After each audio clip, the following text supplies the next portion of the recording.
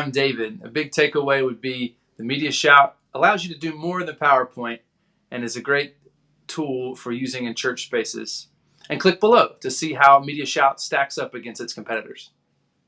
Before we had MediaShout, we used just PowerPoint to make presentations on the screen, but MediaShout allowed us to do things in a more nonlinear way and incorporate a lot of other media, not just the simple slide structures from PowerPoint.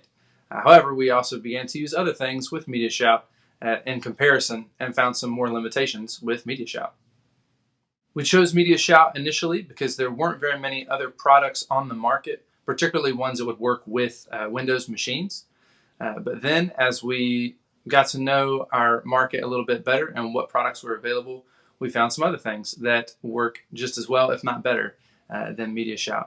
But it answered some questions for us and did some things up front that were definitely better than PowerPoint. Getting started with MediaShout wasn't terribly difficult, in part because they have a volunteer version that you can enable. So there's a backend that's very complicated and gives you all the bells and whistles, and then there's the volunteer side that's very streamlined and easy to use. So for some folks, onboarding was very easy, but for those on the back end doing the building from scratch, there was a little bit more of a learning curve. And some of the user interface has changed over different iterations. The most recent interface is pretty user-friendly, but it's not always been like that. If you're considering MediaShout, definitely do all the homework on what your machine would need to be to run it.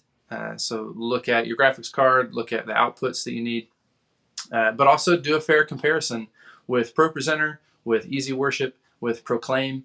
There are other products that can do a lot of the basic things very well, if not better than MediaShout. But MediaShout does have longevity, and its membership plus subscription thing is pretty valuable.